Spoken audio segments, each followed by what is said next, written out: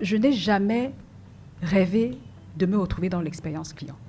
D'accord. Jamais. Mais qu'est-ce qui C'est-à-dire s'est que passé? ce n'était pas dans un profil de carrière ou dans mes rêves ou même dans mes cauchemars ou même quand j'étais plus jeune et que je me disais que tiens, je vais faire ça plus tard, je vais faire tel diplôme, je vais faire telle école de formation. L'expérience client n'a jamais été dans ma tête, n'a jamais été dans Mais mon c'était esprit. quoi votre rêve avant de tomber sur l'expérience client?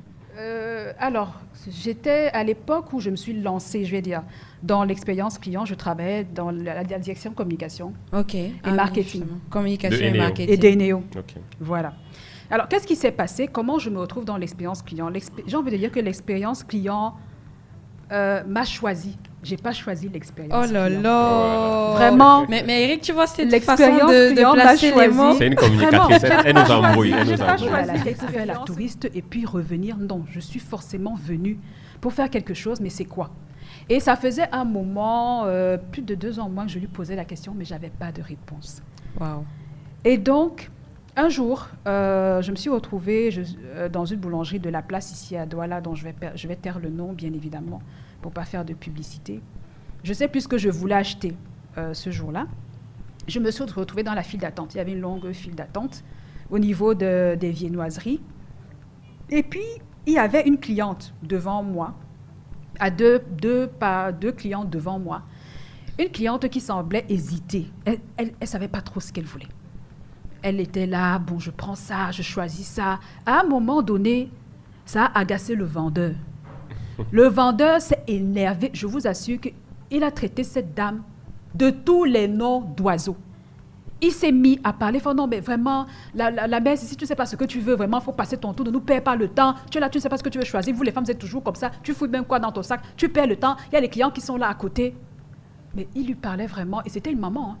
Elle était âgée. Il lui parlait vraiment aucun respect. C'est-à-dire tout le monde était outré, on était tous glacés, paralysés, mais personne ne réagissait. Et à un moment donné, le collègue du vendeur a intervenu pour dire que, bro, calme-toi. Ouais. Il a essayé de calmer la situation, il a pris la commande de la dame et puis nos commandes par la suite. Mais tout le monde était dépassé. Je suis sortie de la boulangerie, Eric, Marthe, j'étais complètement chamboulée. Ce n'est pas que je n'avais jamais vécu ce genre de situation, parce que tout le monde, nous tous ici, en termes de mauvaises expériences clients, on va écrire tout un livre. Si on se met ici tous les trois, on va écrire tout un livre. Ce n'est pas que je n'avais jamais vécu ce genre d'expérience, mais je ne saurais jamais expliquer pourquoi celle-là m'avait touchée plus que toutes les autres. Je suis sortie de là et je me suis demandé, mais comment est-ce qu'on peut parler à quelqu'un comme ça? Parce qu'avant d'être client, ça reste d'abord un être humain. Aucun respect, aucune courtoisie. C'est quoi cette façon de faire? Et surtout, quelqu'un qui est venu dépenser son argent. Ce n'est pas que la personne veut lui donner ça gratuitement. Non. Elle est venue dépenser son argent. C'est-à-dire, argent qui vous fait vivre. Argent qui paye vos salaires. Argent qui vous fait vivre. Mais il y a un problème. Il y a un problème. Il y a un problème. Ce problème, on le rencontre à plusieurs endroits au Cameroun. C'est un vrai problème, l'expérience client. Et il y a un problème. En commençant par l'accueil dont vous parlez. Exactement. L'accueil est un problème. Et il y a un problème. Et là, je me suis dit, il faut faire quelque chose. Le service client au Cameroun, mais c'est n'importe quoi. Ouais. Il faut faire quelque chose. Et c'est à ce moment-là, j'ai entendu comme une voix intérieure qui m'a dit, mais voilà ce que tu vas faire. Wow. Voilà comment c'est dans ça que tu vas te lancer. On va trouver les moyens, aussi petits soient-ils, mais tu vas contribuer à ce que l'expérience client, la relation client change au Cameroun. C'est comme ça que j'ai eu la réponse à ma fameuse question, mais qu'est-ce que je suis venue faire ici? C'est pour ça que je dis que l'expérience client m'a choisi. Je n'ai jamais rêvé dans ma vie de me retrouver là-dedans. Et vous êtes là-dedans. Mais c'est quoi l'expérience client? Pour ceux qui nous écoutent, on parle de l'accueil client. Ce n'est qu'un élément, mais c'est quoi globalement l'expérience client? L'expérience client, c'est cet ensemble d'émotions et de sentiments ressentis par le client tout au long de son parcours, que ce soit avant la vente, pendant la vente et même après la vente, quel que soit le point de contact qu'il choisit pour entrer en contact avec votre entreprise. Quand je parle de point de contact, Le client peut entrer aujourd'hui en contact avec une entreprise. Il y a plusieurs canaux aujourd'hui. Et ça peut être en présentiel dans un point de vente. Ça peut être à travers le téléphone. Ça peut être à travers les réseaux sociaux. C'est les émotions de l'entreprise ressenties par le client. Et quand on parle d'émotions ici, soit c'est des émotions positives, soit c'est des émotions négatives. Émotions positives, la joie, l'étonnement, la surprise. Ça devient plus concret parce qu'au départ, j'avais dit que mes émotions, tout ça, c'est un peu de théorie. Voilà, non, c'est ça. Si un de nos bons DG camerounais entend ça, il va dire l'émotion. Émotion baka, l'émotion c'est quoi? Et maintenant, émotion négative, ça peut être la déception, la frustration, l'agacement, l'énervement. En gros, c'est ça. Maintenant, je parle des exemples tout simples. Parce que quand on entend expérience client, on a l'impression que, c'est-à-dire, il faut aller chercher sur Mars des actions forcément extraordinaires. Tout ce parcours-là, qu'est-ce que le client vit durant tout ce parcours-là? Quelle expérience il vit durant tout ce parcours? C'est comme ça que je résumerai ce que vous avez dit. Exactement. Ben, c'est une définition aussi de l'expérience client. Il faut noter qu'il y a mieux... Je préfère la définition de Marc. Oh non, mais ça c'est là. Tu vas dire que c'est la solidarité féminine. Non, Eric, vous êtes allé trop loin là dans les mots compliqués. Voilà, lui il a encore allé dans la théorie. Nos auditeurs ne comprennent pas nécessairement. Donc voilà. À la fin de la journée, c'est quoi l'objectif de l'expérience? Satisfaire, fidéliser le client parce qu'on veut que le client revienne. Quand même. Oui. On ne veut pas qu'il se contente de venir juste une fois, 2 fois. En tout cas, on aimerait qu'il revienne le plus longtemps possible. Un autre objectif de l'expérience client aussi, c'est de sécuriser le chiffre d'affaires ou même de l'augmenter. Pourquoi pas? Parce qu'un client... ça devient intéressant. Je crois que les oreilles des DG qui nous écoutent se lèvent. Bien accueilli. Un client qui est bien accueilli, c'est-à-dire dont on traite les réclamations, à qui on prend la peine de répondre à ses questions, on résout toutes ses requêtes. Forcément, à un moment donné, si, je vais dire quoi, tu lui vendais le téléphone là à 10 francs. Le jour où tu augmentes, tu dis maintenant que le téléphone là, c'est 25 francs. Parce que tellement tu prends soin de lui, le prix devient psychologique à ce moment-là. Il va l'acheter à 25 francs. Il va l'acheter à 25 francs pour lui parce que tellement il est bien. Tu vas même lui faire une vente additionnelle. Tu lui vends peut-être la pochette du téléphone. Il va dire, oh non, mais bien sûr. Oui, c'est rien. C'est rien. Oh oui, c'est rien. Ajouter. Allez-y, mettez. Donc, tu vois, ça, c'est un objectif aussi de l'expérience client. Ça joue sur sa psychologie, son bien-être émotionnel. Oui. Quand tu as un bien-être émotionnel. C'est la fidélisation, c'est l'augmentation du chiffre d'affaires. Voilà. Oui. Il y a aussi un autre objectif qui est l'optimisation de l'image de marque. C'est important. Oui. L'image de marque. De combien d'entreprises dont on parle mal ici de la qualité du service? On ne va pas faire la liste, mais elles sont nombreuses. Surtout dans les en termes d'image, c'est pas bon. Dans le secteur concurrentiel, je pense que l'expérience client, c'est un avantage pour ce qu'on construit. Oui. Avoir une marque forte dans un marché concurrentiel, vous pourrez c'est un avantage. C'est un fort avantage concurrentiel. L'innovation n'est plus aujourd'hui... J'ai envie de dire un fort avantage concurrentiel. Non, mais ça ne suffit plus. Ça se copie tellement rapidement. Oui. Exactement. L'expérience client est aujourd'hui l'élément qui permet vraiment de se différencier. Oui. Et j'ai envie de dire... C'est un très bon point de vue. J'ai envie de dire qu'on soit sur un marché concurrentiel ou pas. Qu'on soit sur un marché concurrentiel ou pas. Il faut intégrer les faits. Ça vous protège même en fait de l'entrée des concurrents. Exactement. Quel que soit le business que vous faites, quelle que soit l'activité que vous menez, que ce soit dans le secteur privé, dans du B2B, l'expérience client, c'est partout. C'est partout. À partir du moment où vous avez une activité, où vous avez des clients, on parle d'expérience client. Il y en a qui ne se rendent même pas compte qu'ils prennent soin de leurs clients. Eux, ils vont appeler ça autrement, mais en fait, c'est l'expérience client qu'ils mettent à exécution dans leur business.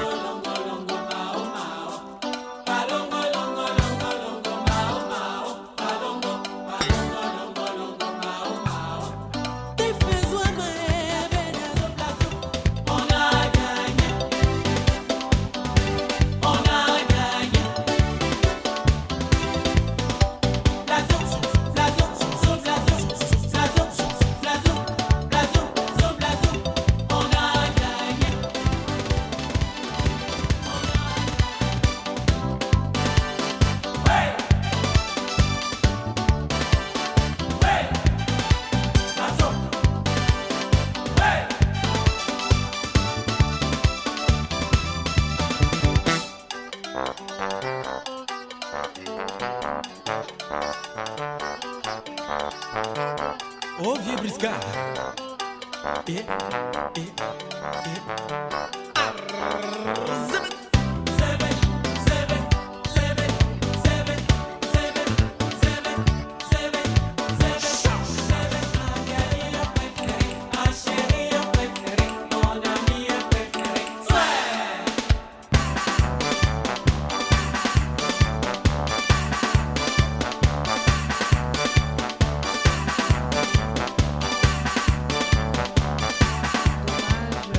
Que les personnes qui arrivent pour la première fois aient une certaine expérience. Vous avez dit que l'expérience peut être positive ou négative par du mécontentement, de l'agacement.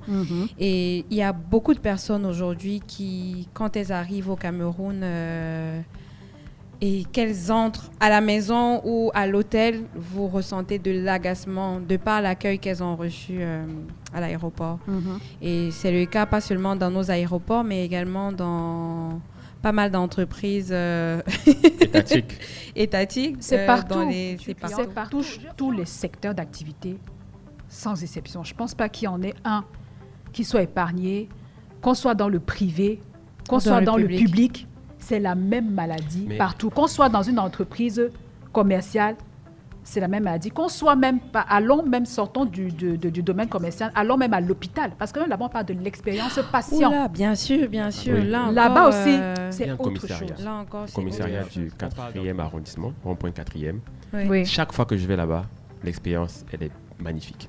Wow. Depuis des années. C'est pourquoi, même si je suis à Douala et que j'ai quelque chose à faire avec c'est là-bas que tu vas. C'est là-bas que j'y vais. Si en tout cas, merci pour l'adresse. Bravo au personnel du commissariat de rond-point 4e. Non, mais comme quoi, tu sais, il y en a qui font quand même la différence. On ne va pas non plus dire que c'est médiocre, c'est nul. C'est vrai, il y en a qui se battent quand même. Oui. Il y en a qui font la différence, mais il y a encore beaucoup d'efforts à faire beaucoup. Pour améliorer la qualité du service client au Cameroun. On va y arriver.